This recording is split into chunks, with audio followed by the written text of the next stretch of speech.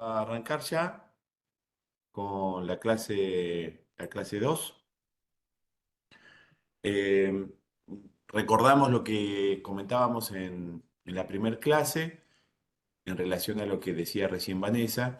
Recuerden que este curso de carácter teórico tiene por objetivo barrer, capacitarlos a ustedes barriendo todos los contenidos del programa para el examen de conductor náutico y que ese examen, para obtener la certificación, ustedes lo tienen que dar en Prefectura Naval Argentina, en alguna delegación de prefectura, o bien incluso puede ser en un club náutico, pero en Prefectura Naval se toman y son sin costo, ¿sí? Nosotros lo que les damos acá es la capacitación teórica y se complementa con el módulo que les comentaba Vanessa, que es el módulo donde hacemos actividad práctica, que va a ser en los primeros días del mes próximo en Berisso, ¿sí? Lo que vamos a ver hoy en la primera parte de la clase es lo referente a comunicaciones y a fondeo, y en la segunda parte vamos a ver algo de maniobras, ¿sí? Dentro de esas maniobras eh, va a estar el tema de remolque, con lo que vamos a terminar la clase. Empezamos con comunicaciones, ¿sí?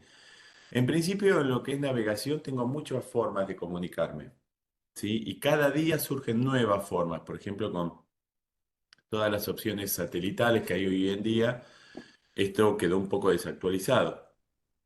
En el año 1965 se organizó la Organización Marítima Internacional, organizó el Código Internacional de Señales. ¿Qué fue lo que hizo? Bueno, la Organización Marítima lo que hizo fue, de alguna manera, codificar, recopilar todas las maneras de comunicación que se habían usado y que se estaban usando en navegación, para todos los niveles. Obviamente estas formas eh, que decíamos de navegación, de comunicación de navegación, perdón, eh, son aplicables a todos los tipos de navegación. Nosotros ahora, como estamos haciendo navegación de conductor náutico, que es el primer paso, nos vamos a concentrar solamente en lo que son radiocomunicaciones y el uso de pirotecnia, ¿sí? Pero hay muchas otras. Fíjense, dice banderas de una sola letra, destellos, con los cuales yo con una linterna, por ejemplo, podría transmitir en código Morse, sonidos para código Morse, la utilización de un megáfono, obviamente, radiotelegrafía, ya casi en desuso, radiocomunicaciones, que es lo que vamos a ver hoy, y también con las posiciones de los brazos. Hay un código de mensajes en donde la posición de los brazos se establecen letras con o sin banderas en las manos, ¿no? Y pirotecnia. Nosotros nos vamos a concentrar en lo que es conductor náutico, en los requisitos en radiocomunicaciones y pirotecnia, que son el punto 6 y el punto 8. Dentro de lo que yo les compartí en la bibliografía, hay una ordenanza, que es la ordenanza 118, que todavía está vigente, pero está en revisión. Y en lo referente a comunicaciones, ¿sí? En la 1.18, digamos, se comparte todos los elementos de seguridad que yo necesito. Todos. Esta es una parte solamente, ¿sí? Y fíjense que en la parte de comunicaciones, donde dice instrumental náutico electrónico, dice equipo de transmisión y recepción VHF. Ahora les voy a explicar más o menos qué es un VHF, seguramente algunos saben, pero fíjense que para todos los tipos de navegación, estos son tres tipos de navegación, las vamos a ver varias veces a la tabla en el curso, pero fíjense que tienen navegación por aguas protegidas, ¿sí? Navegación marítima y costera restringida y navegación oceánica. Nosotros en realidad nos vamos a concentrar en estas columnas donde tengo ahora el mouse. Pero más allá de eso, yo lo que quería mostrarles es, fíjense que para todos los tipos de navegación dice que tengo que tener un equipo VHF, ¿ven? Dice sí, sí, sí, sí, sí, sí. Y en las nuestras, en aguas protegidas o costera restringida, entre paréntesis tengo 8, ¿ven? Y estas columnas, además, perdón, no les comenté, dicen motor y vela, porque yo puedo navegar a motor o a vela. En el caso de ustedes, no, solamente a motor, conductor náutico, solo motor, ¿no? Pero me piden siempre tener un equipo de transmisión VHF. Y entre paréntesis dice 8 acá para estos tipos de navegaciones. Cuando voy a la letra chica, a las notas, en el punto 8 dice que para esos tipos de navegación, ¿sí? Aguas protegidas o costera restringida, yo tengo que tener VHF, pero puede ser reemplazado por un equipo portátil. Los equipos portátiles, los handy, los llamamos HT, ¿sí? O handy, un transmisor de mano, de ahí viene HT, ¿sí? Y en zonas de navegación costera restringida y aguas protegidas, puede ser reemplazado por un teléfono celular móvil con GPS. Obviamente, si yo estoy navegando en zona que tiene cobertura de servicio, ¿no es cierto? Pero si estoy navegando en esa condición, con servicio telefónico, puedo reemplazar el equipo VHF o el handy también por un celular con telefonía con GPS, perdón. Aguárdame un segundito, estoy dejando entrar. Muy bien. En las comunicaciones marinas, ¿sí? Nosotros tenemos un ancho de banda dedicado, que se llama banda marina, y ese ancho de banda ocupa un segmento de lo que nosotros llamamos el VHF.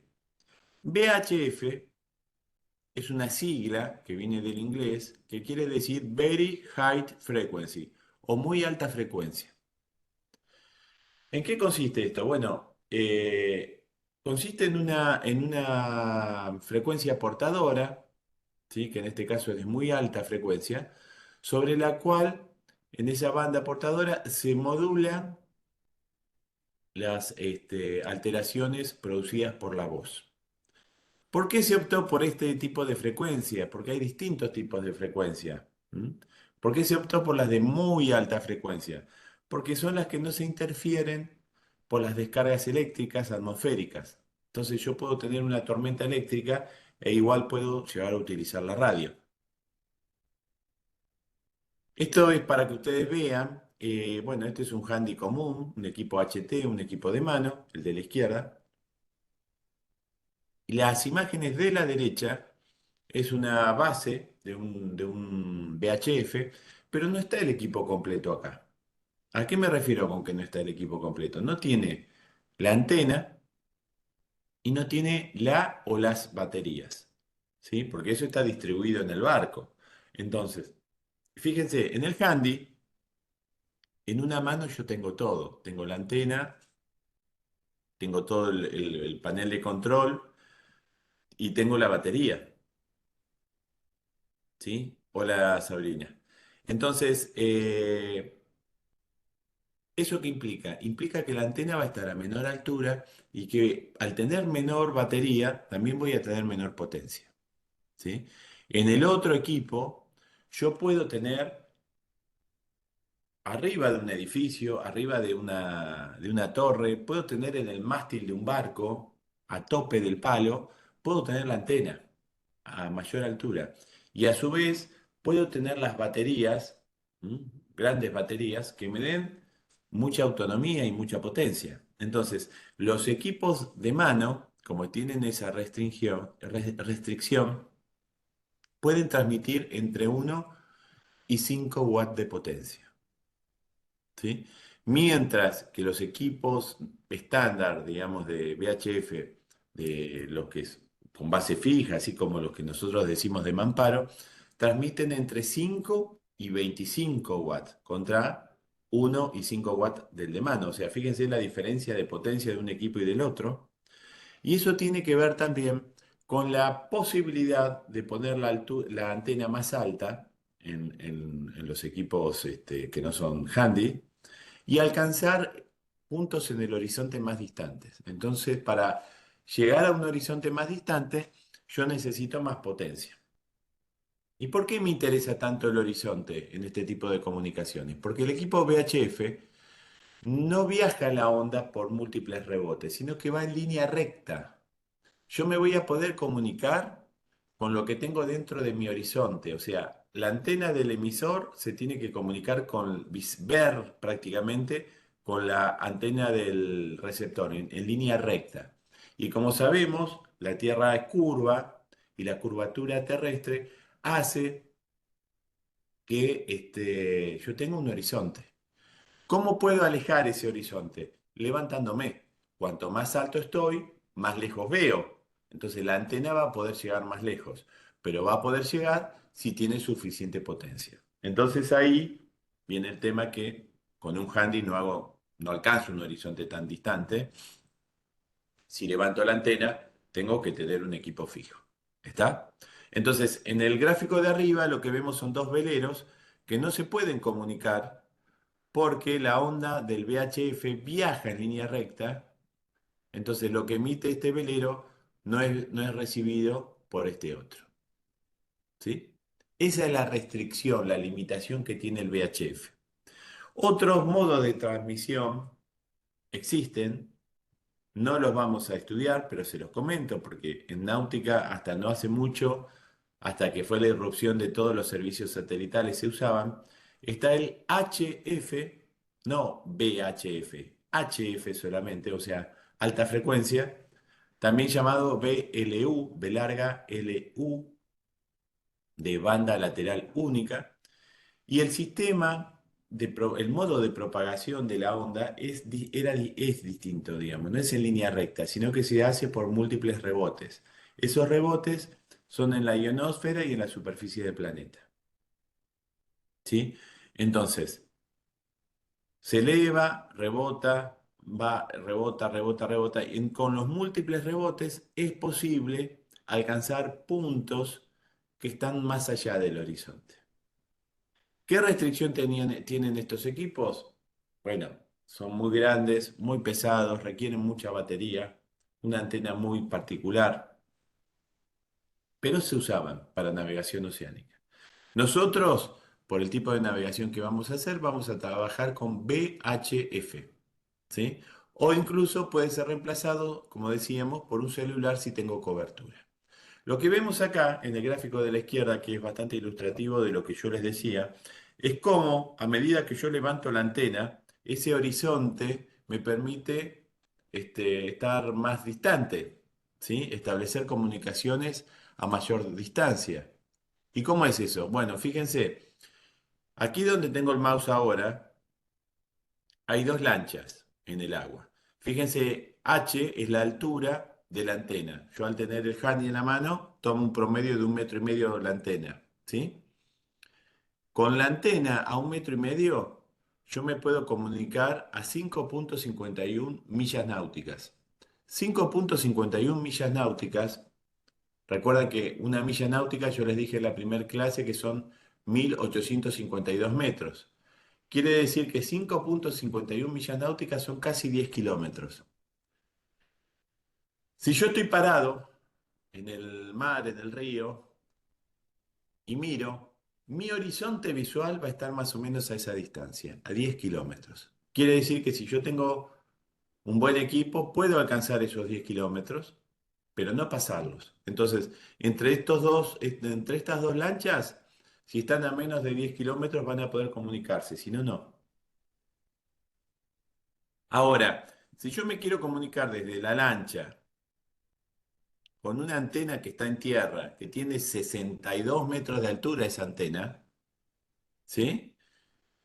Yo puedo quizás comunicarme porque hay un alcance lineal, ¿sí? De casi 21 millas náuticas.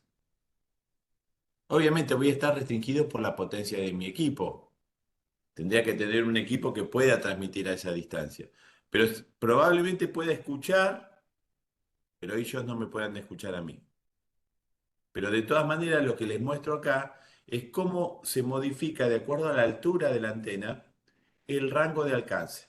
¿Por qué? Porque cuanto más alto me voy, más lejos está mi horizonte. ¿Mm? Fíjense, dos gomones en el agua, 5,51 millas náuticas. Dos veleros con altura de palos 9 metros, 13,5 millas náuticas. Y así, conforme yo voy elevando las alturas de las antenas, mayor es el rango de alcance. Es muy común en las comunicaciones con VHF, tanto terrestres como en el agua, que por la curvatura de la Tierra no puede establecer comunicación. Entonces, también no es tan frecuente, pero no es raro, tener la necesidad de establecer un puente. Un puente, una comunicación con puente es con un repetidor. El repetidor es una estación intermedia que podemos ser cualquiera de nosotros, que como en el gráfico que está acá abajo, ¿sí? Recibe el mensaje, lo retransmite hablando directamente, ¿no? O sea, porque escucha, estamos en el río, yo veo un barco, veo el otro y escucho que el barco A llama al barco B y el B al A y no se escuchan entre sí. Y yo los escucho a los dos porque estoy en el medio, como este repetidor. Entonces me puedo ofrecer a hacer de puente y retransmito, como un teléfono descompuesto, digamos, retransmito la pregunta, retransmito la respuesta, voy haciendo de puente entre ambas estaciones.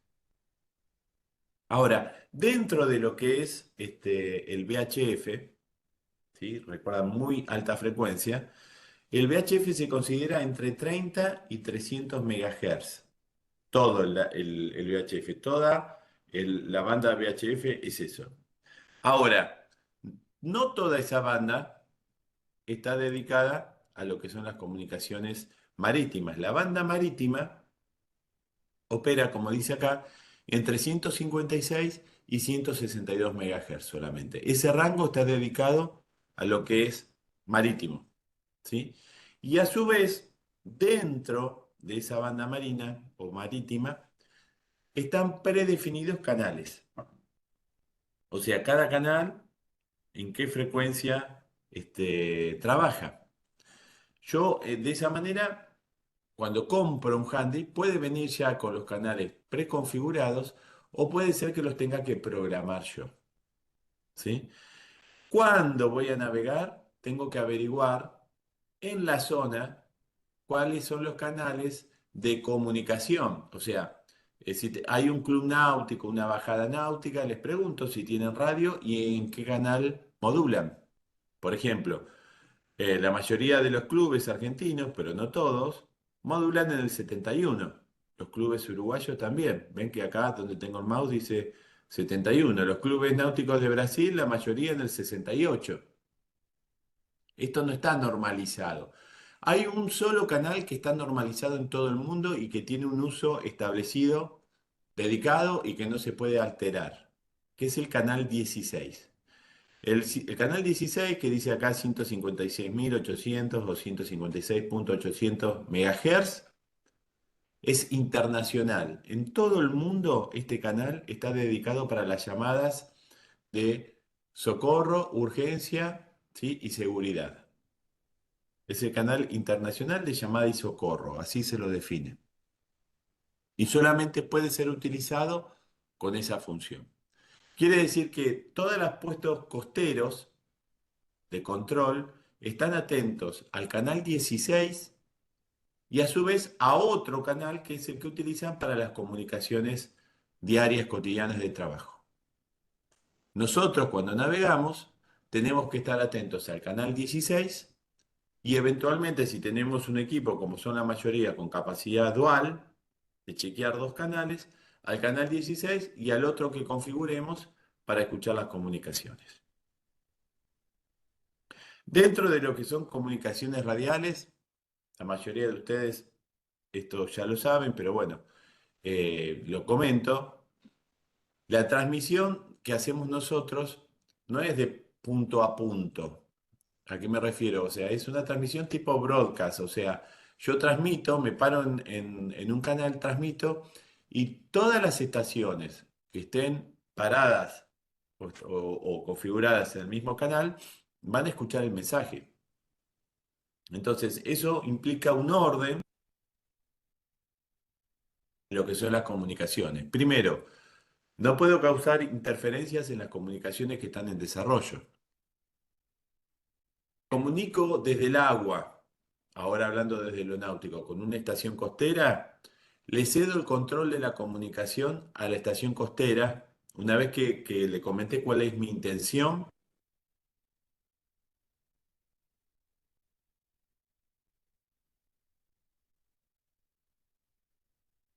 por ejemplo, las que pueden interrumpir las comunicaciones son las estaciones costeras en caso de una necesidad, de una urgencia, ¿sí? El resto, no, tiene que esperar que las comunicaciones que están en desarrollo finalicen. Está prohibido transmitir sin antes identificarse. Lo primero que tengo que hacer es identificarme cuando estoy hablando. Y las comunicaciones, la recomendación es que siempre las inicien en baja potencia. Si se puede comunicar, listo, se quedan ahí. Ahora, si no los copian, si no los reciben, pasan a una frecuencia mayor. Esto no solo es por calidad de la comunicación, sino que es por ahorro al radiar en la mínima potencia, ahorran batería, porque las comunicaciones, cuando ustedes emiten a una potencia alta, consumen mucho y nosotros en el barco es una de las cosas que más cuidamos. Existe un protocolo mínimo para comunicaciones y es el siguiente. Cuando yo quiero comunicarme con alguien, con una estación, lo primero que tengo que hacer es llamarlo. No tengo que decir, por ejemplo, supongamos que mi barco se llama Petrel, ¿no? Y me quiero comunicar con la estación de Monte Santiago, que es una estación acá en Ensenada, que está en la entrada del puerto. Eh, yo no digo Petrel para Monte Santiago. No, yo tomo la radio y digo, puedo decir Monte Santiago o Control Monte Santiago, ¿sí? O Control Puerto La Plata. Normalmente lo que decimos simplemente es Monte Santiago, Monte Santiago, Monte Santiago, aquí Petrel, o Monte Santiago, Monte Santiago, Monte Santiago para Petrel. Puede ser aquí o para. Fíjense, acá yo ya le estoy llamando la atención a él y le digo, te llama Petrel, que soy yo. ¿Se entiende? Bueno, una vez que me responde, ¿cómo me responde? Sí, adelante Petrel, aquí Monte Santiago. Cambio. Voy modulando, ¿sí? Y cada vez que modulo y termino la transmisión, con cambio, over en inglés, le doy la voz a la otra persona. No pueden modular los dos a la vez. Y de esa manera ordeno la comunicación. Cuando me dan una indicación, me dan una información, tengo que acusar recibo. Recibido, QSL, se confirma para que el otro sepa que me entendieron, ¿sí? Cuando finaliza la comunicación, generalmente hay un saludo de cortesía, decimos nosotros. Si vamos a navegar, el puesto nos va a decir buena navegación, o si estamos regresando, nos va a decir buen amarre, ¿está? Y nosotros respondemos generalmente con buena guardia, buena jornada, ¿sí? O buen día simplemente, y finalizamos con cambio y fuera. Después del cambio y fuera, si yo digo cambio y fuera, van a ver que el radio operador en la mayoría de las veces no dice cambio y fuera, ¿sí? Aunque podría hacerlo, sino que hace dos golpes de horquilla, sería, ¿no? Dos golpes en el transmisor. Yo escucho en la radio tac, tac. Eso es el recibido y cambio y fuera. ¿Está? Las comunicaciones siempre tienen que ser pausadas, tengo que hablar pausado, claro, ¿sí? No apabullar con la información, porque muchas veces quien está del otro lado, además de que por ahí no me está recibiendo bien, está tomando nota de muchas de las cosas que yo le estoy diciendo. Entonces le tengo que dar tiempo para que lo pueda hacer, ¿sí? Dentro de lo que es el canal 16, yo decía, puedo realizar ese canal de socorro, urgencia y seguridad. Ahí puedo emitir tres mensajes característicos. No puedo realizar en el canal 16 ningún otro tipo de llamada, ¿sí? Si tengo un teléfono celular, el número de emergencias es el 106, ¿sí? Esto es todo en cualquier examen que den en Argentina para cualquier categoría náutica, esto se lo van a tomar, ¿sí? Porque es básico de seguridad. Yo estoy en el medio del río, tengo una necesidad, tengo que comunicarme, ¿está? Entonces, canal 16, que corresponde a 156.8 MHz, o 106 es el emergencias náuticas, número de emergencias náuticas. Ahora, ustedes se van a navegar y dicen, bueno, tengo el número de emergencias náuticas. Con emergencias náuticas yo me comunico con una central de llamadas que va a tomar mi mensaje y lo va a redireccionar, ¿sí? Es un número de emergencias. Si yo tuviera, además del 106, el número de la guardia de prefectura de la zona donde estoy navegando, quizás la comunicación sería más directa, porque llamo directamente a la guardia, ¿sí? Entonces, está perfecto, el 106 es nacional, pero si yo navego habitualmente siempre en la misma zona, es conveniente que también tengan agendado en el celular el número de la guardia local. Y si no lo tienen, antes de bajar la lancha al agua, lo piden. Y si no saben cómo pedirlo, se comunican por radio, si tienen la radio, el VHF, y lo agendan, lo anotan en un papelito para poder comunicarse. ¿Cuáles son los mensajes que se transmiten por el canal 16, de este que decíamos socorro, urgencia y seguridad? Bueno, justamente hay tres categorías. A socorro le corresponde la expresión Mayday, que es el equivalente al SOS antiguo, Mayday. Lo habrán visto sobre todo en las películas de catástrofe, ¿no? Cuando el avión se cae, Mayday, Mayday, Mayday, se está cayendo el avión. Bueno, es un pedido de socorro, es el llamado final, digamos, ¿sí? Se encuentra en peligro grave la embarcación, la nave, que puede ser una aeronave también, y hay un riesgo grave para la vida de uno o de todos los tripulantes, depende. Si hay riesgo para la vida de alguno de los tripulantes, corresponde un Mayday, aunque la embarcación esté bien. Por ejemplo, una persona, no sé, se golpeó y está muy, muy grave, corresponde un Mayday, ¿sí? Porque habrá que asistirlo, habrá que evacuarlo. Pero también, si hay un daño en la embarcación, las personas están bien, pero la embarcación se hunde, corresponde un Mayday, porque se están poniendo todos en riesgo. Ven que dice por tres, Mayday por tres. ¿Qué es por tres? Bueno, no, quiere decir, a diferencia de las otras comunicaciones que yo hacía, vieron que yo decía tres veces el nombre de a quien llamaba, yo decía Monte Santiago, Monte Santiago, Monte Santiago para Petrel. Acá digo Mayday, Mayday, Mayday, Velero Petrel, Mayday. ¿Sí? ¿Estoy llamando la atención de quién? ¿De una persona en particular? No. Estoy llamando la atención de todos los navegantes, todas las estaciones radiofónicas que estén a la escucha del canal 16, a cualquiera. Este es un llamado en broadcast. Yo grito socorro a todo el mundo. Y quien me pueda escuchar, que me asista. ¿Está? No es a alguien puntual. Si yo escucho que alguien está pidiendo socorro, tengo la obligación de asistir. Y tengo también la obligación cuando navego de ir escuchando el canal 16, así que esto puede ocurrir. ¿Está? Entonces, el ejemplo, Mayday por tres, dice, o sea, sería Mayday, Mayday, Mayday, velero, petrel, Mayday. Lo primero que tengo que dar es la posición. Ahora lo vamos a ver. Porque si se llegara a cortar la comunicación, porque la lancha se hunde, por lo menos yo escuché que alguien emitió un Mayday, está pidiendo socorro desde tal punto. Y tengo la obligación de acudir. No sé de qué se trata, pero tengo la obligación de acudir. Después puedo dar más información si tengo tiempo, ¿sí? Qué es lo que está ocurriendo, cuántos tripulantes son, qué está pasando. ¿M? El siguiente mensaje es pan pan o pané pané. También se radia De la misma manera, sería pam, pam, pam, pam, pam, pam, velero Petrel, pam, pam. Doy la ubicación y luego describo por qué estoy raideando un pam, pam.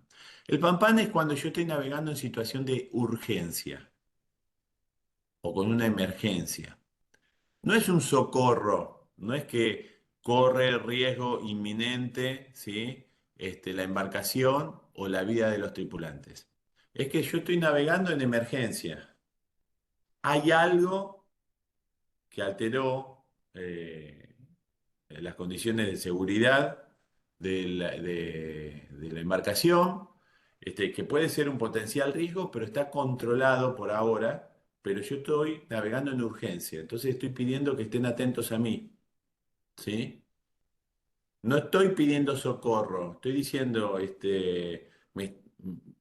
se me rompió el casco de la embarcación, lo pude taponar, cambié el destino, me estoy dirigiendo a otro puerto. Estén atentos, ¿sí? Normalmente no es tan común que se radie este mensaje, porque la gente es normal, directamente ante una situación grave radia un Mayday, ¿sí?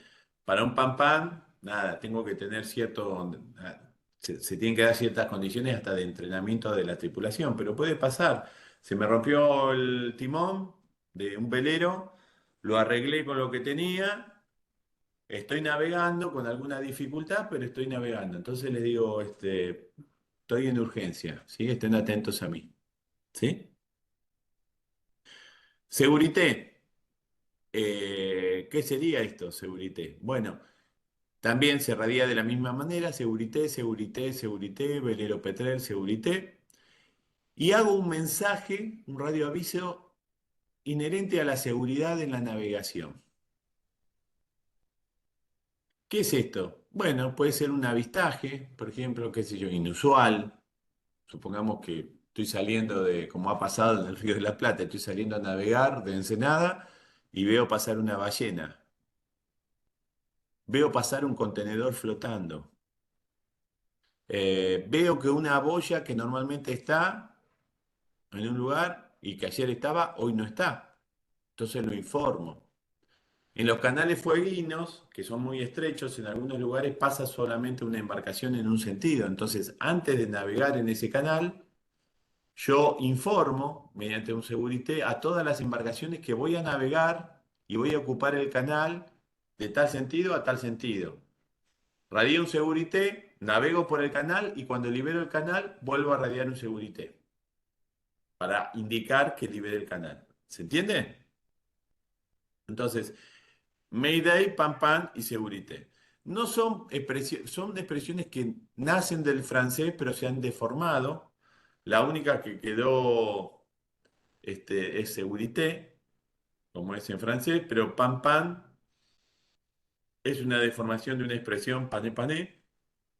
Pam Pam no quiere decir nada. Y Mayday es una deformación de Médée, también del francés, pero se dice Mayday. ¿Por qué? Porque en la Segunda Guerra Mundial buscaron hacer algo que sonara un poco para todas las lenguas, sobre todo el inglés y el francés, sonara parecido, lo pudieran decir y quedó Mayday, ¿eh? Pero no quiere decir algo en forma literal, ¿sí? Para cualquiera de los mensajes es importante hablar despacio, identificarse, especificar la posición en forma clara y precisa, evitando localismos, porque puede haber gente que no sea del lugar, y si yo le digo estoy frente al rancho de Pepe, no me va a poder asistir. Entonces tengo que dar la posición de la manera más clara. Lo más claro siempre es latitud y longitud, que lo puedo sacar de un GPS. Pero si no, con el conocimiento de área geográfica. Si yo digo, estoy en la desembocadura, en Río Santiago, en la desembocadura del arroyo Doña Flora, al lado del Club Regatas La Plata, me van a encontrar, porque di muchas precisiones locales, ¿sí? Estoy en el canal intermedio oeste, ¿saben? En Cuatro Bocas, ¿sí? En la boya Hilton, en la boya Don Agustín. Esos sí son puntos de conocimiento de zona geográfica, no tienen latitud y longitud, pero me van a encontrar. Evito los localismos, ¿sí? Y después para muchos mensajes, como por ejemplo el Mayday, es muy importante que yo diga el número de personas a bordo para que los rescatistas sepan, ¿sí?, de qué se trata la emergencia, cuántas personas tengo que buscar, asistir, rescatar, ¿sí? Si se recibe una alerta de otro barco, ¿sí?, hay que dejar que la estación costera o de salvamento marítimo haga el acuse de recibo. No tengo que interferir yo en la comunicación. Ahora, si no responde nadie de la parte costera porque no copian el mensaje, tengo obligación de intervenir yo. Respondo, en principio, tomo nota del pedido de socorro y en todo caso lo retransmito mientras intervengo. ¿Sí? Eh, Estoy obligado, si no es abandono de persona. ¿Sí? E intervenir es cualquiera de las dos cosas, asistir en forma directa o retransmitir a la Guardia Costera y ellos me dirán, usted que está cerca asista o me dirán, ya estamos concurriendo, muchas gracias por comunicarse, no intervenga. ¿Está? Lo que estamos viendo acá en este cuadro es un resumen de muchas de las señales que en náutica se utilizan. No es solamente el alfabeto fonético lo que vemos acá. Ahora yo les voy a hablar del alfabeto fonético, pero este código internacional de señales acá está sintetizando varias cosas. Tengo banderas de una sola letra, cada bandera corresponde a una letra y a su vez cada letra o cada bandera corresponde a un mensaje predefinido, ¿sí? También tengo, obviamente, la letra normal y abajo tengo en código Morse cómo se transmite esa letra, ¿m? Mediante puntos o rayas. Recuerden que los puntos o rayas yo los puedo hacer con la duración del sonido o con la duración del destello lumínico, ¿sí? Y a su vez tengo al lado de cada letra una palabra. Estas palabras es lo que sí me interesa comentarles ahora, que es el alfabeto fonético.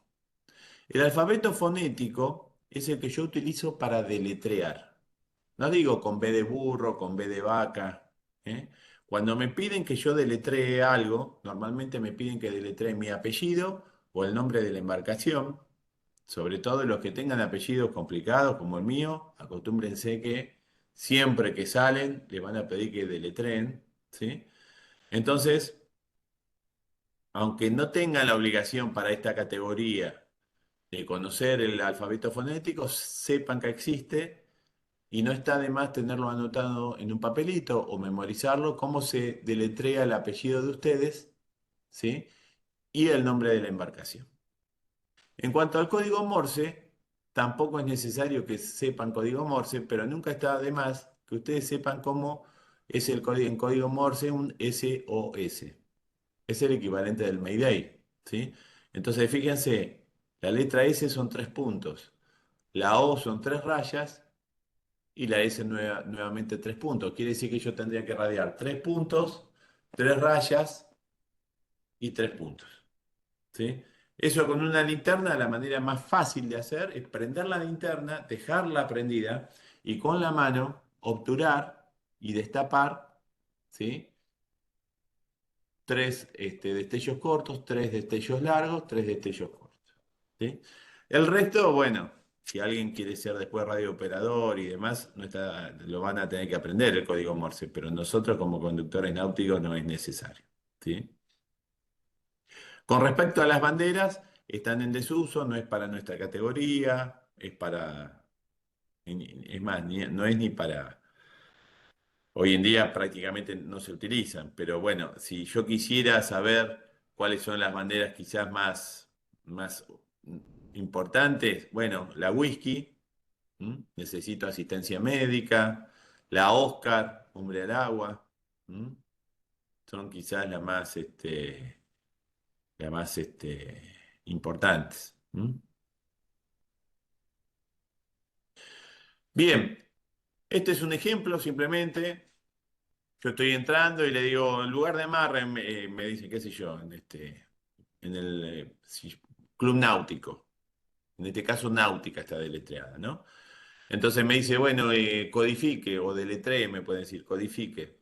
November, Alfa, Uniform, Tango, India, Charlie, Alfa. Es náutica, ¿sí? Si fuera náutico, sería Oscar, la última letra, ¿sí? Entonces, fíjense que son palabras, se buscaron palabras que en las principales lenguas occidentales, digamos, no tengan una diferencia fonética muy grande y sean fáciles y conocidas, ¿no? Uniform, November, Alfa, India, Charlie, ¿m? Son fáciles de pronunciar y conocidas. Quienes naveguen en zonas más en contacto con el mar, van a ver que los radiooperadores, como están acostumbrados a modular, a comunicarse con embarcaciones que hacen navegación de altura, pesqueros, y hablan en distintas lenguas, a veces la comunicación es complicada, por más que se haga en inglés, ¿sí? No es muy claro. Entonces, existe un código que se llama código Q, que nació inicialmente para hacer preguntas. ¿M? Q es de question en inglés. Entonces, puede ser, no es tan frecuente, pero si ustedes están navegando en zona marítima, ¿sí? Que el radio operador me diga QTH, QTI, QTJ. Y ustedes dicen, ¿qué me está pidiendo? O que cada vez que yo le digo algo, él me dice QSL. Bueno, QSL quiere decir recibido. ¿Mm? QSL es el acuse de recibo. ¿Sí? Ahora, si me pide QTH, me está pidiendo la posición. Si está pidiendo QTI, es rumbo. Y si me está pidiendo QTJ, me está preguntando a qué velocidad voy. ¿Sí? Esto no es de conductor náutico, pero se los comento para que lo conozcan, para quien le interese indague un poco, y porque lo van a escuchar en la radio, ¿sí? Sobre todo los que están en zona de mar. No pasa nada si no lo saben, pero si lo saben, mejor, ¿sí? Este listado que aparece acá es solo parte de la lista larga de preguntas que uno puede hacer con el código Q, ¿sí? Esto justamente también, todas estas cosas se desarrollaron en la Guerra Mundial, porque con código Morse yo transmitía 3 letras y ya sabía lo que me estaban preguntando, ¿sí? La posición, el rumbo, la velocidad, etcétera. Hoy en día, decíamos, hay muchos medios de comunicación disponibles en base satelital, también hay muchas herramientas de seguridad que yo puedo tener. Lo que acá estamos viendo, lo que acá estamos viendo son los PLB, que son esta es una boya personal, ¿sí? De seguridad, que en realidad lo que hace es emite una señal de radio que es tomada por un satélite, ¿sí? Y esa señal de radio es transmitida a un centro de rescate que lo coordina la Armada Argentina y en muchísimos casos, si no la mayoría, lo ejecuta Prefectura Naval Argentina y se dispone la búsqueda, que es un mecanismo que se llama SAR, un operativo SAR, que es un operativo de búsqueda y rescate. Obviamente esta imagen ya quedó vieja, la puse hace unos años. Hay tanta posibilidades hoy, tantas posibilidades relacionadas con el tema satelital, que me puedo comunicar hasta con mis propios celular. Antes había que comprar un teléfono satelital, ahora hay servicios satelitales como Starlink, que me permite en cualquier lugar del mundo tener cobertura y desde mi teléfono poder tener hasta WhatsApp, ¿sí? Obviamente, esto se los comento porque alguien puede estar en lugares agrestes y demás, y es un modo de comunicación muy, muy eficiente y que además han bajado mucho los costos en los últimos tiempos, ¿sí? Con esto terminaríamos lo que es la parte de comunicación y ahora vamos a arrancar con lo que es fondeo, ¿sí? Ya arrancamos con lo que es fondeo. Bueno, ¿qué es el fondeo? Fondeo es justamente vincularme al fondo, ¿sí? ¿Cómo me vinculo al fondo? Bueno, me vinculo al fondo con una cadena, un ancla o varias anclas, o en lugar de tener una cadena, me puedo vincular con un ancla que tiene un cabo, lo que normalmente llamamos cuerda, soga, ¿sí? Pero en náutica le decimos o calabrote o cabo de fondeo, ¿sí? En la misma disposición que veíamos hoy, veíamos que era necesario tener un conjunto para fondear. El fondeo es fundamental. Yo no puedo salir a navegar si no tengo un ancla a bordo, ¿sí? Es obligatorio, además, para todas las embarcaciones tenerlo. ¿Y por qué es tan importante? Y porque si yo me quedo sin motor en el medio del río, quedo a merced de la corriente y el viento. Y termino en cualquier lado. Me quedé sin motor y me llevó la corriente. Y yo tengo que mantener la posición para que me vengan a rescatar o intentar reparar el motor. ¿Mm? Entonces, tengo que tener, no es un elemento de confort, es un elemento de seguridad del fondeo. Para eso tengo que tenerlo dimensionado. Y hay muchas variables que tengo que tener en cuenta, ¿sí? Tengo que elegir el tipo de ancla de acuerdo a la embarcación, se eligen los kilos del ancla, pero también de acuerdo a la naturaleza del fondo, ¿sí? Esa naturaleza del fondo lo llamamos tenedero, si tenemos piedra, arena, arcilla, fango, depende de lo que yo tenga. También tiene que ver el tipo de fondeo, cómo yo después configure el resto, no solo el ancla, sino cómo configuro el fondeo, o sea, si le pongo todo cabo, o si le pongo un tramo de cadena y un tramo de cabo, o si le pongo todo cadena. Tiene que ver también el lugar donde yo voy a fondear, si hay corriente, si hay viento, de qué cuadrante me tapa los vientos, de qué cuadrante no me los tapa, ¿sí? Esa situación nosotros le decimos abrigo, un fondeo que presenta abrigo a los vientos del norte, ¿sí? Entonces es bueno para estar ahí cuando sopla del norte, pero cuando sopla del sur me tengo que ir a otro lado, ¿sí? También tengo que tener en cuenta qué tengo en el fondo, tengo que tener en cuenta la profundidad, la amplitud de marea si tuviera, y también cómo va a ser la maniobra. O sea, si yo voy a fondear con un ancla, con dos anclas en barbas de gato, con dos anclas engalgadas, ya les voy a contar qué es eso, una a continuación de la otra. Y obviamente todo esto se ve modificado por las condiciones meteorológicas.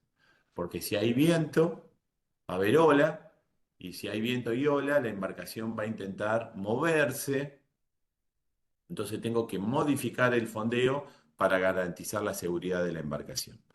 Van a ver que hay muchísimos tipos de anclas, esta es una selección de algunas solamente. La más común, la más usada en el Río de la Plata es esta, que es la tipo Danforth, que tiene dos uñas grandes. Y la gran ventaja del ancla Danforth es que se toma muy bien en los fondos nuestros de fango, en arena también, en arcilla también, se toma muy bien. Y tiene este cuerpo central móvil que queda entre estas dos uñas, que son como grandes palas, y al pivotar este perfil y quedar aquí en el medio, acá en el medio está articulado como avisagrado, lo que me permite es que el ancla, el fondeo, ocupe muy poca altura, con lo cual la puedo estivar, guardar a bordo, puedo poner más de un ancla, sin tener filo, sin tener bordes, sin tener problemas de que golpee a alguien, que lastime el barco o que lastime a una persona. Otras anclas, como las que vemos acá dibujadas, esta CRR o CQR tiene puntas, tienen filos, ¿sí? Y termina siendo un peligro también para la embarcación si el ancla se mueve o para las personas. Entonces, requieren dispositivos especiales para estivarlas, para proteger. Este ancla, la Danforth, es mucho más práctica. Eh, ¿Cómo se fondea? Bueno, yo tengo que configurar el fondeo. La condición meteorológica cambia la longitud que yo le tengo que dar. Cuanto más exigente sea la condición, cuando más exigencia yo tenga, más largo tiene que ser lo que nosotros llamamos TEA, que es la cadena y el cabo. ¿Sí? Con buen tiempo, yo puedo usar una TEA de entre 3 y 5 veces la profundidad. O sea, si la profundidad es de 5 metros, y hay buen tiempo, yo puedo tirar un ancla con 15 metros de cabo, ¿sí? Voy a estar entre 15 y 25 metros de cabo, de acuerdo al ancla que yo tenga y de acuerdo a si el fondeo mío es todo de cabo o de cabo y cadena. Ahora, si el viento empieza a aumentar, si hay corriente, si tengo más riesgo, tengo que darle más largo a esta línea de fondeo y voy a estar entre 7 y 10 veces la profundidad. Fíjense que es importante. Si yo tengo acá 5 metros, estoy fondeando con 50 metros de cabo. Con mal tiempo estoy hablando, ¿eh? Tengo que aguantar con mal tiempo. Entonces, fíjense que es importante esto para dimensionar. Tengo que saber la profundidad del lugar donde estoy fondeando y a su vez si hay amplitud de marea importante. ¿Sí? En la provincia de Buenos Aires no hay amplitudes de mareas tan grandes, pero en la Patagonia hay amplitudes de mareas muy grandes. ¿Sí? A su vez, el otro tema importante es saber si yo fondeo con cabo, con cadena o con cadena y cabo. La cadena lo que hace es disponerse en el fondo, copiar el fondo, entonces los cabeceos del barco los absorben gran parte de la cadena, que roza también contra el fondo, y no le llegan los tirones al ancla. Si yo en cambio tengo cabo, el cabo hace como una catenaria, no copia el fondo, y al cabecear el barco tiende a desclavar el ancla. ¿Mm? ¿Cómo se soluciona eso si no tengo cadena? Bueno, le doy más longitud todavía al cabo. Quiere decir que con cadena es más eficiente el fondeo. Lo que se suele hacer es poner el ancla y en las embarcaciones chicas tener 1 o 2 metros de cadena para mejorar eso y después salir con cabo. También es bueno ponerle un orinque al ancla. El orinque es un cabo de menor mena, más delgado, que tiene un boyarín. Este boyarín va a indicar a los demás barcos la posición de mi ancla. Y a su vez me va a permitir, como en esta imagen, desclavar el ancla con más facilidad si quedó clavada en una tosca, en una piedra, etcétera. Tengo que tener en cuenta que al fondear yo establezco un punto fijo que es donde va a estar el ancla, pero después la embarcación se va a acomodar de acuerdo a las condiciones de corriente y de viento. Si es un lago sin corriente, ¿sí? El agua no está en movimiento, pero hay viento, la embarcación va a poner siempre la proa al viento. Si yo estoy en el río de la Plata, ¿sí? Por ejemplo en la zona aquí de Rada La Plata, la embarcación se va a presentar de acuerdo a la marea, si está la marea creciendo o si está bajando. Siempre la proa va a recibir la corriente. ¿Sí? Va a quedar fija el ancla y la embarcación va a girar en torno a este fondeo. Ese giro en torno al fondeo se llama borneo. Bornear es girar. ¿Sí? La embarcación siempre va a quedar con la proa al viento o a la corriente. Una posibilidad de limitar este borneo por necesidad o aumentar las condiciones de seguridad es la de fondear con dos anclas. Esta técnica se llama barbas de gato y consiste en aproximarse, ponerse pro al viento. Siempre que yo fondeo me pongo pro al viento o a la corriente. Voy disminuyendo la velocidad de la embarcación, preparo el fondeo, espero a que la embarcación detenga la marcha, ¿sí? El desplazamiento detenga, pero el motor sigue en marcha. Dejo caer el fondeo y me dejo llevar por el viento o la corriente o incluso puedo hacer un poco de reversa para quedar como en la posición 2 y ya el fondeo este trabaje. Luego con el motor voy hasta la otra posición, hago lo mismo, dejo caer el otro ancla y luego finalmente regulo la distancia de los dos fondeos, digamos de las dos teas, para que los dos fondeos trabajen como yo quiero y mantener mi posición. Esto se llama barbas de gato. Otra forma de fondear con dos anclas, esto es en condiciones de mal tiempo o cuando yo tengo anclas muy pequeñas para la situación por la que estoy pasando, es poner un ancla a continuación de la otra. Esto es muy eficiente, se llama anclas engalgadas y es un ancla a continuación de la otra. Bien, Finalmente, para lo que son las permanencias, digamos, intentar mantener un punto en el agua, disminuyendo la acción de la corriente y del viento, sobre todo, yo puedo utilizar lo que se llama un ancla de mar o ancla de capa. Normalmente los pescadores a esto le dicen garetear. Es intentar con este ancla de mar o ancla de capa, que es como una especie de paracaídas, disminuir el desplazamiento de la embarcación, generalmente ocasionado por lo que es el viento, el abatimiento, ¿sí?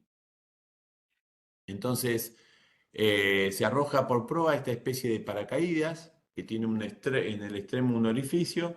Este ancla de mar se va a llenar de agua y la embarcación va a intentar desplazarse por efecto del viento y de las olas, pero este paracaídas la va a detener porque va a embolsar el agua. ¿Se va a ir desplazando? Sí, pero lentamente. Va a quedar a la capa. Por eso se dice ancla de mar o ancla de capa. ¿Y por qué de mar? Bueno, porque se utiliza en los lugares donde la profundidad también es tan grande que no puedo tirar un ancla, ¿sí? Un ancla común, porque no llegaría al fondo o no tengo suficiente cabo para que sea eficiente. Entonces se utiliza un ancla de capa. De esta manera también me aseguro, arrojando este ancla por proa, ¿sí? Que la embarcación presenta la proa siempre al viento, va a quedar bien orientada con respecto a las olas. Para poder traerla, tengo que tener en el ancla de capa, en la parte posterior, un cabo que retorna a la embarcación para poder cerrar el paracaídas y traerlo, si no lo traería embolsando agua y tendría que hacer muchísima fuerza. ¿Sí? Acá vemos unos pescadores gareteando y cómo funciona esto. ¿Mm? Se puede utilizar de múltiples formas, la más común para ustedes es la de abajo, que es arrojarla por proa, entonces la embarcación queda a proa a las olas, pero también en los veleros, embarcaciones más grandes, para intentar detener la velocidad, cuando en una tormenta se desplazan con mucha velocidad, se arroja por popa, ¿m? Para frenar la embarcación. Acá vemos el ancla, ven que es de tela reforzada. Ahí estamos. Bien. Bueno, vamos a hacer un repaso rápido ahora por algunos temitas que nos están quedando, ¿sí? Y vamos a desarrollar la segunda parte. Bueno, lo primero que vamos a ver es algunas cuestiones básicas de motores, muy básicas, ¿sí? Esto no es mecánica, es simplemente para que ustedes puedan tener un lenguaje más o menos acorde con lo que es la náutica, ¿sí? Hay quienes no saben que es un motor intraborda, fuera de borda, dentro, fuera de borda, ¿sí? La borda es digamos, yo tengo el casco como el cuerpo principal. La borda es el borde, el límite del casco. De ahí se dice abordar, cuando yo traspaso esa línea, estoy abordando. Entonces, si el motor está dentro del casco, es motor interno o intraborda. Si el motor está fuera, es fuera de borda. Y existen algunos motores que son híbridos, tienen parte dentro y parte fuera, que son dentro o fuera de borda. Este es un típico motor interno, generalmente son de mayor porte, más robustos. Hay eléctricos también, pero la mayoría son de diésel y nafta y la gran mayoría diésel por una cuestión de costo y de rendimiento, así como pasa con el transporte público, con los camiones y demás. Son motores marinizados y se denominan así porque decíamos, está todo el conjunto del motor dentro del casco y luego tengo un eje de transmisión que transmite justamente el movimiento generado a través de ese eje a la hélice que está en el agua. Entonces, ese eje tiene que atravesar el casco por algún punto y justamente la línea de eje es un punto crítico en las embarcaciones que tienen motor interno y que hay que chequear continuamente porque puede entrar agua por ahí, ¿sí? Luego tengo los motores dentro, fuera de borda, ¿sí? Tengo, por ejemplo, acá en esta imagen, tengo toda la parte verde y gris, está dentro del casco intraborda, pero fuera fuera del casco, tengo algo parecido a una pata de motor, ¿sí? De un motor fuera de borda. ¿Ven esto gris más claro? Y tengo la hélice. No es solamente la hélice, como en el caso anterior, que pasaba la línea de eje y tenía la hélice. Acá tengo algo parecido a una pata. Esto es más común en los yates, también hay de diésel y nafteros. Y ustedes le tienen que dar bola a estos, porque son los que van a tener en sus embarcaciones por la eslora que tienen, que son los motores fuera de borda, que puede haber de mucha potencia. Recuerden que ustedes tienen potencia hasta 150 caballos de potencia, ¿sí? En la mayoría de los casos son nafteros los fuera de borda, existen de otro tipo, pero nosotros trabajamos con nafteros que utilizan nafta o mezcla de nafta con aceite náutico, ¿sí? Esto depende si son motores de 2 tiempos o de 4 tiempos, ¿sí? Luego tengo los elementos de la transmisión, que rápidamente les voy a comentar. Tengo el eje, la caja de transmisión y la hélice. El eje en los motores internos es un elemento lineal que va a atravesar el casco y me une el motor propiamente dicho con la hélice. Pero también en los motores fuera de borda existe el eje, porque es lo que hace la transmisión de ese movimiento de rotación a la hélice, ¿m? Que es lo que estamos viendo ahí en la foto de la derecha, abajo. Hélices en náutica hay de muchísimos tipos y diseños.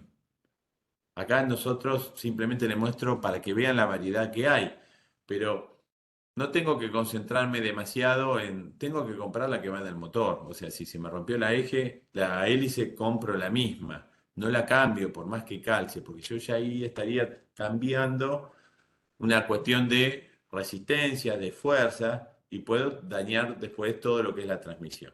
Existen hélices plegables, hélices plásticas, metálicas, de aleaciones, con 2 palas, con 3, con 4, con 16. ¿Cuál es la diferencia? Bueno, cuanto más palas tenga, menos vibración voy a tener, más efecto jet, va a ser un flujo más continuo. Pero bueno, hay veces que yo necesito no tener un alto rendimiento porque son apenas hélices para moverme en puerto. Y después, por ejemplo, la hélice esta de la derecha es plegable porque es de un velero. Después navega a vela y quiere plegar las palas para que la hélice no lo frene. ¿Sí? La caja de transmisión es desde donde se comanda la marcha. ¿Sí? Es un sistema de engranajes y yo mediante una orden le digo, gira para un lado o gira para el otro. De acuerdo al diseño de la hélice, al girar para un lado, la embarcación va a avanzar, al girar en sentido contrario, va a retroceder, que eso se le dice siar, va a siar, ¿sí?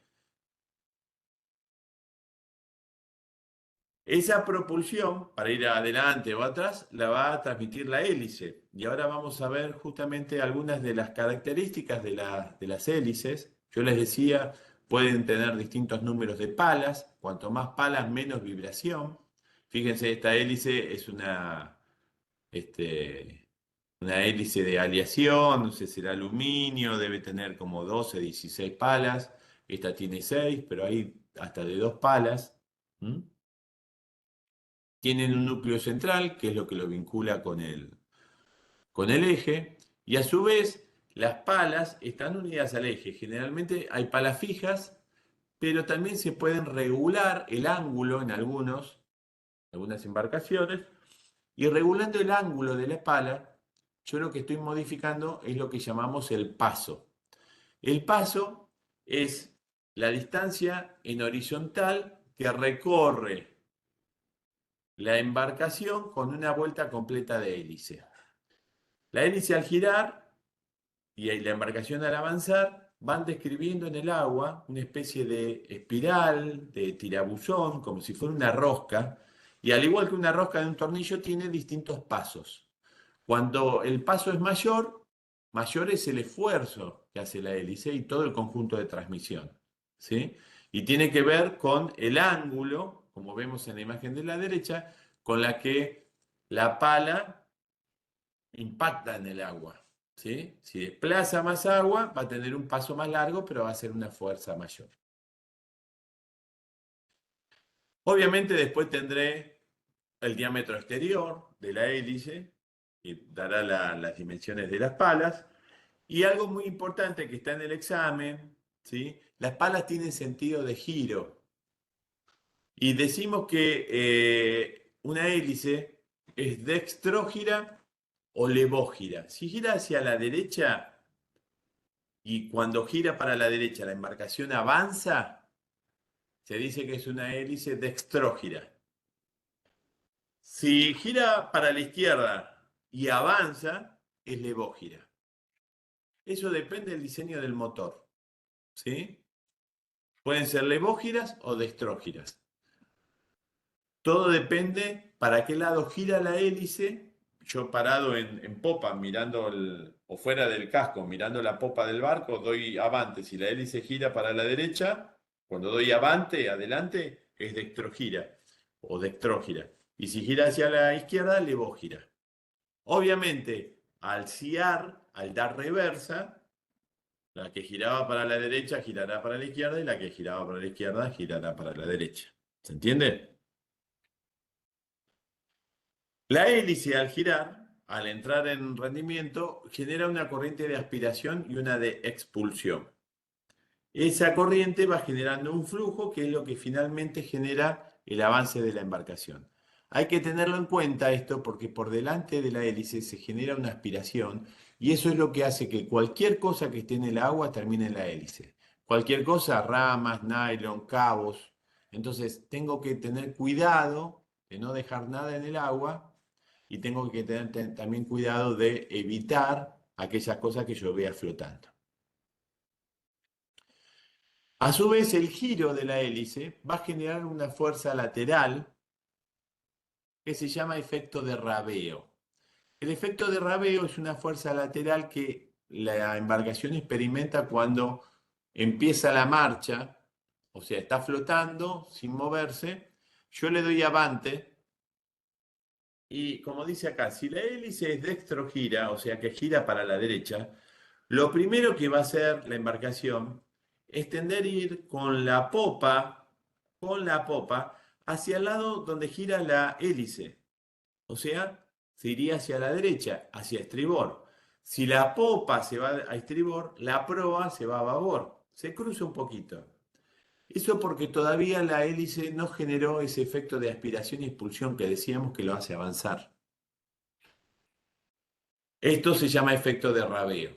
Es como si yo tuviera, digamos, descentrada, este, no estuviera bien balanceada o sentada las ruedas del auto y yo siento que el auto me tira hacia un lado. Bueno, si la hélice es dextrogira, cuando yo inicio la marcha en el primer arranque voy a sentir que la proa se va un poco a babor, que pierdo un poco de control de timón, pero después lo recupero cuando se produce ese efecto de aspiración y de expulsión, ¿sí? Si la hélice gira a la derecha, dextrogira, la popa se va a la derecha y la proa a babor.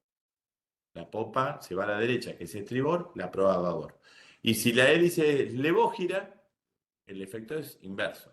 La popa se va a babor y la proa se va a estribor. Otro efecto que van a ver ustedes, que a muchos les sonará esta palabra cavitación de las bombas, ¿no? Cuando las bombas cavitan.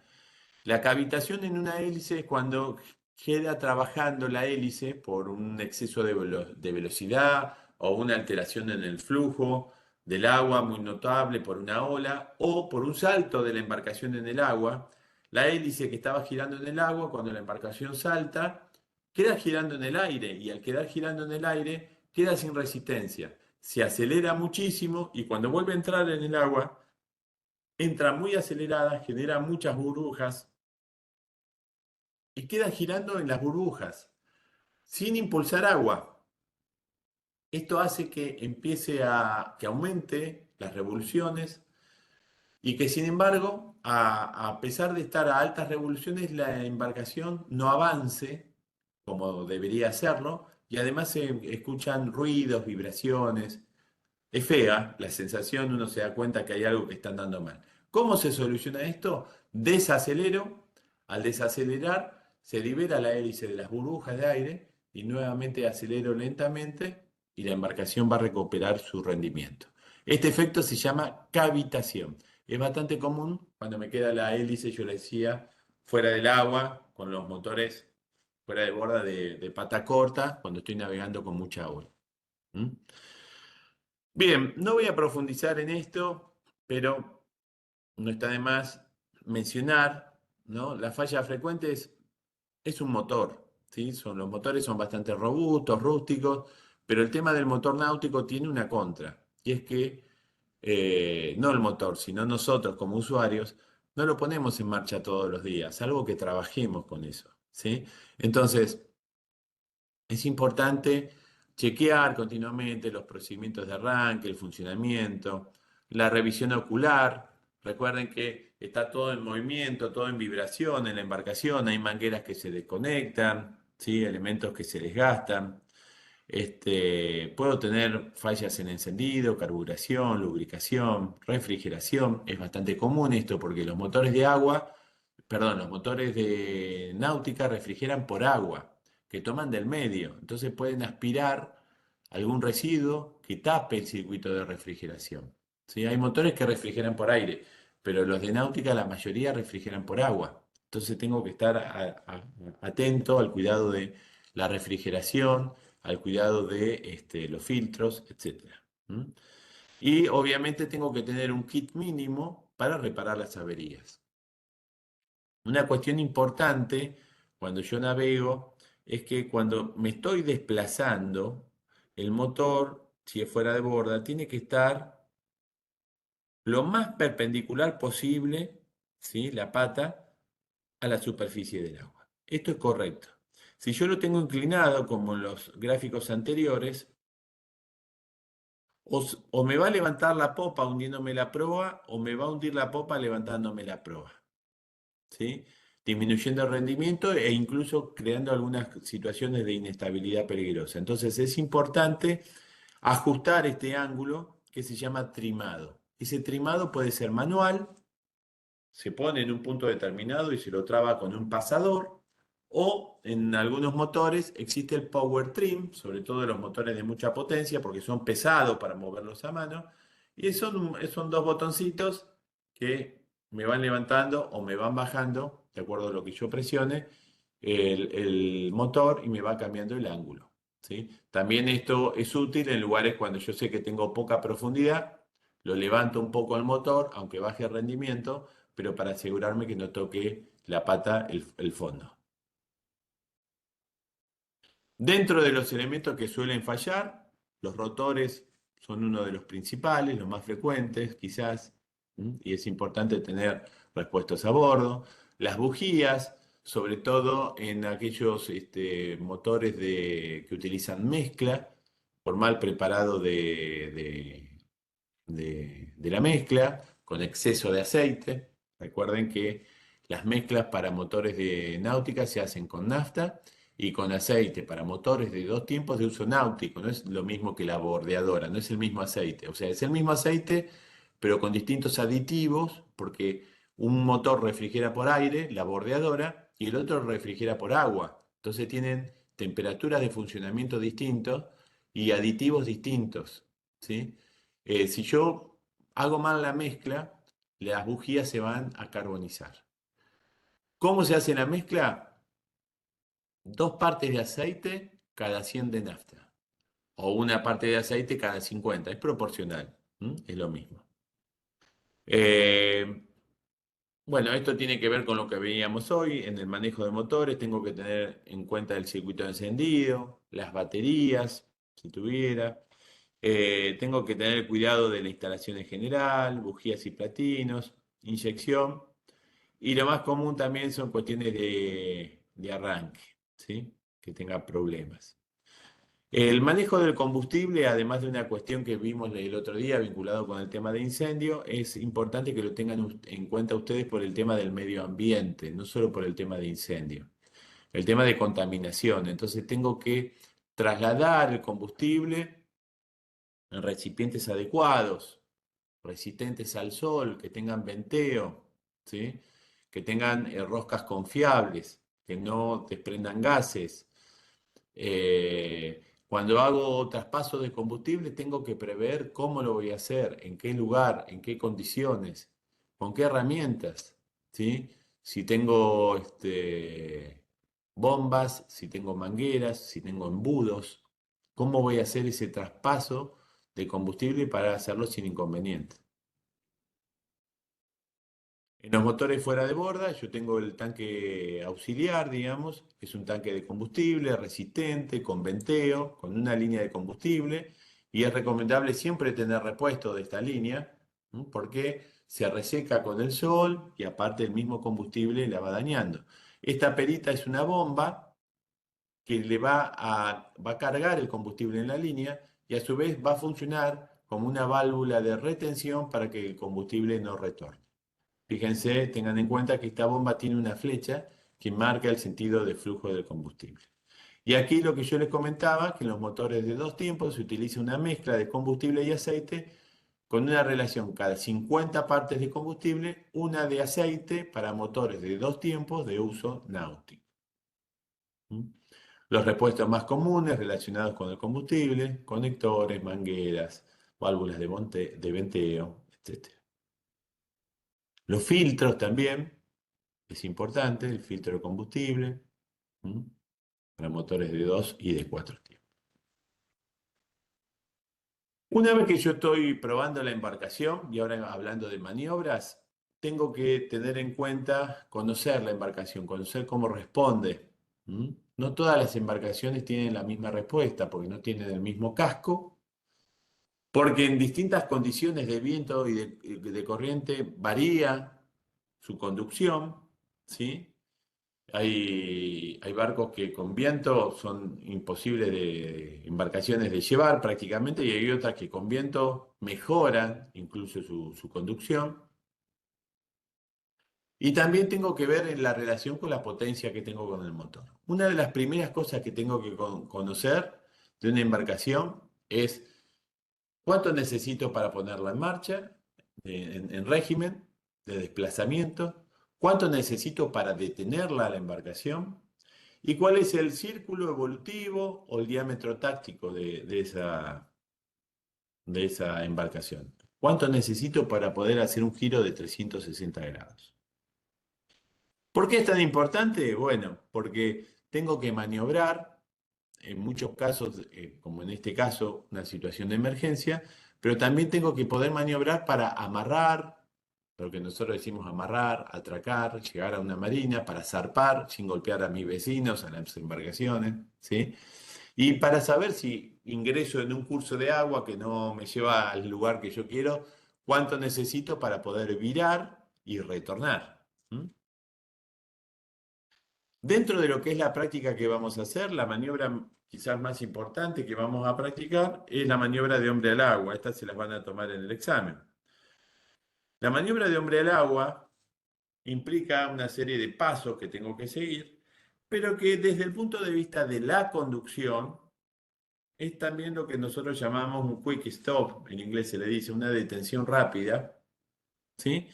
Porque consiste en maniobrar la embarcación y detenerla al lado de un punto determinado. Que ese punto puede ser un punto de amarre, un punto de fondeo, algo que se me cayó al agua o una maniobra de hombre al agua. Si fuera una maniobra de hombre al agua, existen recomendaciones, protocolos que son estos. Lo primero que tengo que hacer cuando yo veo que alguien cae al agua es dar la voz de hombre al agua, que consiste en gritar hombre al agua. ¿Mm? Cuando la persona cae o está cayendo o veo que está por caer, es muy importante que el conductor de la embarcación reaccione, si esto es posible, lo más rápido que la persona pueda para separarle la hélice, porque la hélice es el principal peligro cuando una persona cae de la embarcación, el primer peligro, ¿sí? Entonces, ¿cómo se le separa la hélice? La hélice se le separa hacer cayendo con la embarcación. Caer significa ir con la proa hacia la banda, hacia el costado por el cual cayó la persona, porque de esa manera yo le separo la popa y de esa manera, al separarle la popa, le separo la hélice. Ya lo vamos a hacer cuando hagamos la maniobra en el agua, ¿no? Pero caigo hacia la banda que la persona cayó para separarle la hélice. Inmediatamente arrojo todos los elementos de flotación que tenga, tanto los elementos que corresponden como salvavidas, una salvavidas circular, un torpedo, pero también como cualquier otro elemento flotante que tenga a disposición, aunque no sea o el salvavidas circular o el torpedo. Si yo tengo un chaleco, arrojo un chaleco. Si tengo una botella de agua semivacía, tiro la botella de agua semivacía, lo que tenga. ¿Por qué? Porque además de darle la posibilidad al que está en el agua de tomarse de algo que le aumente su flotabilidad, si la persona se hundiera, si yo tiro varias cosas al agua, estoy demarcando un lugar. Y ustedes dicen, pero ¿para qué es tan importante demarcar el lugar? Bueno, hay veces que yo hago la maniobra, pego la vuelta, y por la altura de la ola, o porque hay niebla, o porque es de noche, pierdo la orientación. No sé dónde la persona está porque se hundió. Entonces, si yo tiré cosas al agua, yo sé que por esa zona debería estar la persona también. Por eso es muy importante mantener continuamente el contacto visual con la persona que está en el agua. A veces la altura de la ola no lo permite. Piense que una persona que está caída, por más que mida 2 metros, lo único que le va a salir del agua es parte del pecho, si tiene chaleco, y la cabeza, y si no tiene chaleco, la cabeza nada más, ¿sí? Si tengo GPS, hay algunos GPS que tienen una función que cuando se produce esto yo aprieto un botón y me marca las coordenadas del punto para que no me desoriente y pueda volver a buscarlo. Y luego todo esto transcurre en segundos, ¿no? Tengo que iniciar la maniobra de aproximación para quedar proa al viento y proa a las olas con la embarcación, para no darme vuelta yo cuando lo estoy rescatando, ¿sí? Cuando estoy próximo a la persona que quiero rescatar, ¿sí? Me acerco a la persona y depende de la condición de viento y de ola, unas esloras antes, sin detener el motor, le saco tracción, lo pongo en punto muerto para que la hélice deje de girar. Entonces, de esa manera me aproximo a la persona, no la lastimo, lo sujeto, lo hago firme, lo subo a la embarcación y una vez en la embarcación chequeo que no haya nada en el agua y recién en ese momento doy avante para no enganchar nada, porque a veces se arrojan chalecos salvavidas que tienen cintas, arrojo un cabo, ¿no? Hay cosas en el agua que le tiré para rescatarlo y pongo en marcha el motor y con la hélice agarro un cabo que le tiré con un salvavidas. Y ahí estamos mal, porque tengo la persona accidentada arriba y estoy yo sin la embarcación, ¿sí? Esto es lo que es la maniobra en sí de hombre al agua, que es parte de lo que se practica cuando hacemos el curso presencial. Lo hacemos sin tirarnos al agua, es el quick stop, tiramos algo, maniobramos para retornar y sacarlo del agua, ¿sí? Eh, una vez que la persona está arriba de la embarcación, ya empieza otra historia, que ya no tiene que ver con la náutica, son primeros auxilios, RCP, etc. Lo importante es que la maniobra que yo elija ya sea un círculo, por eso es importante que ustedes conozcan el círculo, el diámetro evolutivo de la embarcación, o sea un 8, tiene que finalizar con la embarcación proa al viento y a las olas, ¿sí? Yo hago ya sea un 8, una elipse o un círculo, y si el viento me viene, como viene acá de arriba, tengo que finalizar la maniobra en este punto, o tengo que finalizar en este punto, con la embarcación detenida, proa al viento y a las olas, al lado de la persona caída. ¿Sí? Luego un tema importante es cómo lo saco del agua. ¿Sí? Esto no estaría de más que en algún momento, un día que salen a entrenar, a practicar, a conocer la embarcación, que haga un día de calor, que haga calor, se arroje alguien al agua y que intenten ver por dónde se sube, con qué comodidad. Obviamente hay recomendaciones generales que yo les puedo dar, digo, suban por la línea de crujía, por la línea media, cuidado cuando suben por las bandas porque se pueden dar vuelta, pero todas las embarcaciones son distintas, tienen distintos pesos, tienen distinta estabilidad de acuerdo a la manga, al ancho que tengan, ¿sí? Tienen distinta altura o francobordo de la banda. Entonces es importante que ustedes esto lo conozcan, que sepan si en el casco tienen que atornillarle una escalera, si tienen que tener una escalera tipo escala, con escalones y unos cabos, que la pueden fabricar ustedes con madera y unos cabos, ¿está? O si van a tener que recurrir a algún dispositivo o algún mecanismo, como un cabo auxiliar o de alguna manera para poder subir a la persona. También tienen que tener en cuenta que hay muchas veces que esta recuperación se hace en condiciones de mal tiempo, con lo cual se aumenta el tema de la inestabilidad.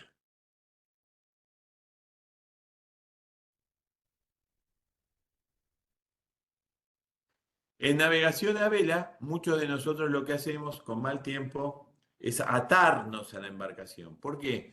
Porque realmente con mal tiempo hay situaciones en las que a veces es imposible recuperar a la persona. Entonces, ustedes no van a navegar con condiciones meteorológicas adversas, no deberían hacerlo, pero sepan que no es una práctica que esté contraindicada, digamos, atarse a la embarcación, ¿sí?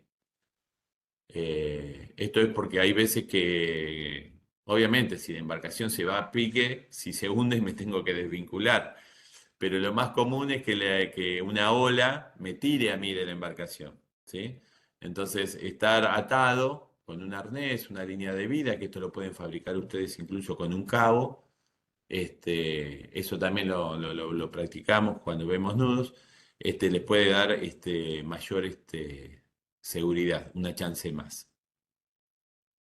Otra de las maniobras habituales es el tema de el amarre, ¿sí? La mayoría de las embarcaciones de los conductores náuticos se saca el agua, ¿m? Quedan en tráiler, en paraderos, pero bueno, es importante que sepan como concepto que siempre que se amarra una embarcación, tengo que intentar con los cabos realizar triángulos, ¿sí? Cada cabo tiene una función, los largos, los sprint, los medios, pero tengo que ir realizando triángulos y tengo que proteger al casco mediante estos elementos que aparecen acá como círculos, que son defensas, ¿m? Que amortiguan los golpes entre embarcaciones, ¿sí? Coderas son los cabos que salen de la embarcación y van hacia alguna boya o punto fijo dentro del agua. Los largos de proa y de popa van hacia los puntos de anclaje, digamos, que pueden ser cornamusas o vitas. En este caso, este gran buque se llama vita. ¿Mm? El que contrapone a la vita el tiro, digamos, se llama spring. Y luego tengo los que se llaman traveses, pero ven, se van formando triángulos que evitan la deformación y el movimiento de la embarcación. Obviamente esto va a depender si yo me estoy amarrando a un muelle fijo, si me estoy amarrando a un muelle flotante, si hay amplitud de mareas. Pero esto como concepto, para que ustedes sepan que no es ponerle un cabo simplemente a la embarcación y dejarla ahí una semana en el agua, porque va a sufrir, se va a golpear contra todo y tengo que limitar ese movimiento. Eh, Cuando yo me varo, hoy veíamos el tema del fondeo, el fondeo puede ser útil para zafar de una varadura. Si yo me varo y tengo un bajo, un banco delante mío y no puedo salir con la embarcación, bueno, puedo anclar, ¿sí? Alejarme con una embarcación auxiliar o desde otro barco pedir que tiren un ancla, anclar, y si estoy en un proceso que voy de una baja a una plea, cuando empiece a subir el nivel de marea, ese fondeo va a trabajar y me va a ayudar a dos cosas, a separarme del banco y evitar que yo me siga metiendo cada vez más en ese bajo, ¿sí? que va a hacer que me quede clavado en el bajo y que no me pueda desprender, no pueda flotar. Y finalmente vamos a ver una maniobra en la cual en algún momento a ustedes los van a asistir o ustedes van a asistir a alguien, que es el tema del remolque. El remolque, si es corto o es largo, tengo que tener distintos cuidados, pero en términos generales, ¿sí? Es recomendable siempre que pueda hacer esto, que se llama pata de gallo. Pata de gallo es siempre que yo divido una fuerza en dos, y este es el remolcador, que puede ser cualquier embarcación, que le está dando remolque a otra. ¿Cuál es el problema del remolque en el agua? Bueno, uno de los problemas es que la embarcación remolcada no tiene freno. Entonces, si el remolcador detiene la marcha, el remolcado le pasa por encima. No lo puedo detener en el agua porque no tengo motor. ¿Sí? Entonces, primer punto, tengo que dividir el esfuerzo para que el remolcador sea estable. Si no se mueve el remolcador, ¿sí? Cambia, pierde el rumbo, pierde el gobierno, no puede dar remolque. Primer punto. Segundo punto, el remolcado tiene que hacerse firme, y esto es para un remolque largo. Si fuera un remolque que estoy a 50 metros del club y me llevan al club, no pasa nada, me tomo de las cornamusas. Ahora, si yo tengo que remolcar una carga, tengo que remolcar otra embarcación con mal tiempo, o tengo que llevarla de un punto al otro, me conviene dividir las fuerzas, así como en el remolcador hacía una pata de gallo, en el remolcado, divido y busco los puntos fijos que yo tengo en la embarcación e intento tomarme en esos múltiples puntos fijos. Para dividir las fuerzas y para asegurarme que en el caso de que se produzca el arranque de alguno de esos puntos de fijación, yo no pierda la embarcación en medio del mar o en medio del río. ¿Sí? Bien, este es un remolque. En el remolcado se divide entre dos cornamusas, y a su vez acá algunas embarcaciones, sobre todo las de mayor porte o las antiguas, tenían un punto fijo que se llamaba vita, desde donde hacían firme también el fondeo y eventualmente sirve para tomar para el remolque. Como les decía, el tema de cuando yo remolco a alguien es que no lo puedo llevar con una línea de remolque muy corta, porque si yo detengo la marcha, me va a pasar por encima. Entonces, tiene que ser por lo menos de 3 a 4 esloras. Perdón, se me va la imagen. Tiene que ser por lo menos de 3 a 4 esloras. Eslora es el largo de la embarcación. ¿Sí? Y si la condición es de mal tiempo, tendría que ser mayor. Lo importante es que la línea de remolque tenga siempre, lo mismo pasa cuando yo doy remolque a un auto, ¿no? Tenga tensión permanente, no vaya a los chicotazos, porque eso va a hacer que algo se rompa o en las embarcaciones o que se corte la línea de fondeo. Y también si hay mucha ola, conviene separarlos para que, porque la embarcación al bajar la ola, una embarcación se acelera porque barrena la ola y la otra se demora porque tiene la ola en contra, tiene que remontar la ola. Entonces pueden colisionar, que es lo que está mostrando en este caso. ¿Ven? Yo mantengo la longitud del fondeo, del remolque, perdón, la longitud del remolque para garantizar la separación entre embarcaciones.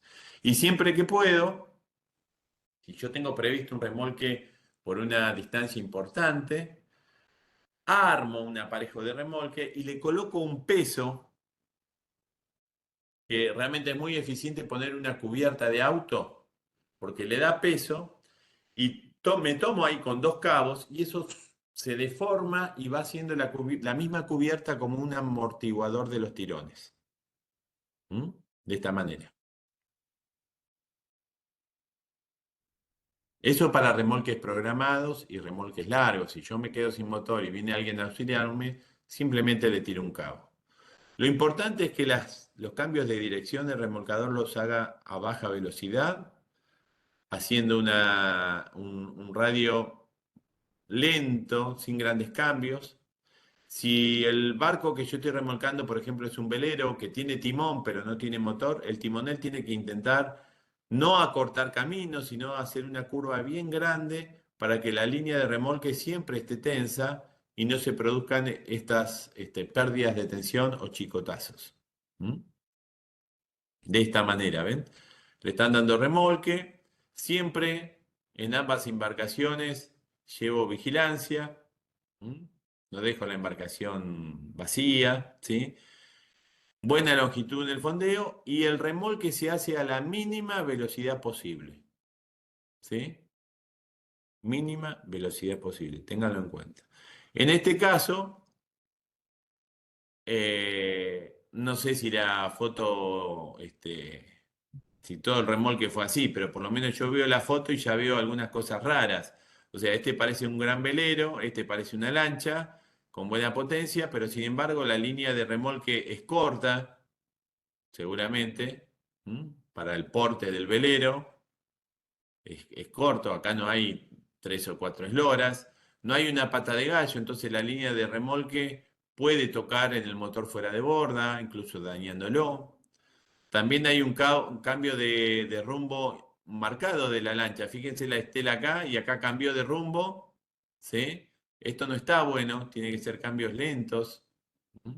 Para que el velero vaya copiando la estela, vaya copiando. En este caso está tirando en forma, fíjense, el cabo corre en este sentido y la crujía de la embarcación tira en este, ¿eh? No estarían haciendo una buena maniobra, por lo que aparenta acá. El remolque que acabamos de ver es el más común, el más usado, porque es el más práctico, se llama remolque por largo. Se hace generalmente en aguas abiertas o en embarcaciones que tienen, como un velero que todavía tiene timón. Ahora, si yo tengo que entrar en una zona restringida, con muchos peligros, con otras embarcaciones, no puedo entrar remolcándolo porque se va a llevar puesto todos los barcos. Entonces, si la otra embarcación no tiene timón, no tiene gobierno, lo que hay que hacer es este remolque, que se llama remolque abarloado.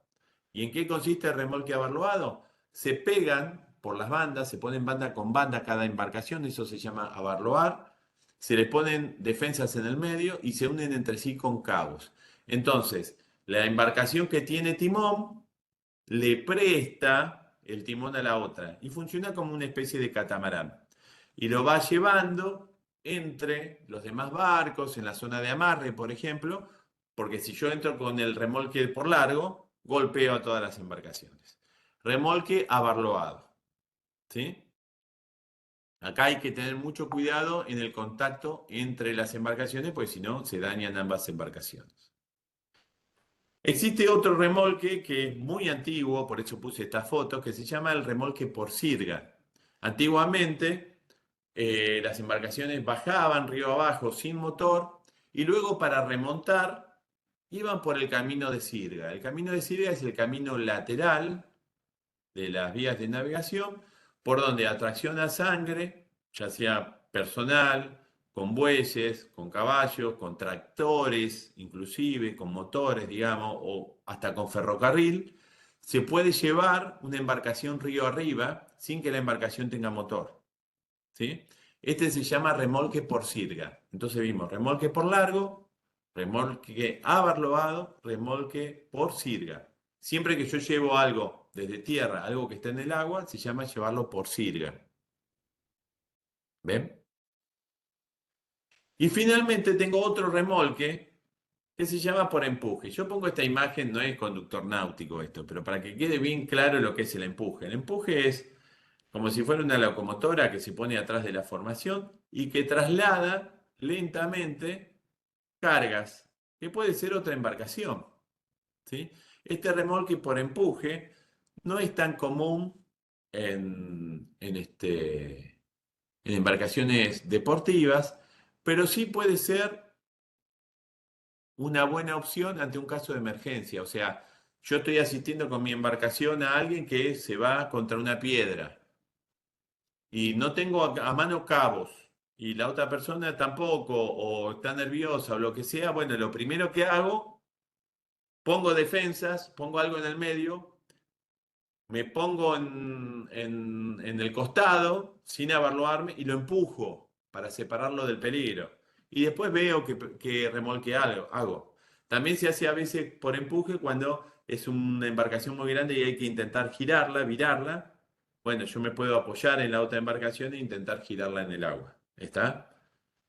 Quiere decir que en náutica en general hay cuatro tipos de remolque: por largo, abarloado, por sirga y por empuje. Así que bueno, con eso terminamos con los contenidos de hoy. Espero no haber sido muy pesado. Esto queda grabado, recuerden. Voy a detener el modo compartir. Y quedo a disposición si tienen alguna consulta, algún comentario. ¿Están por ahí?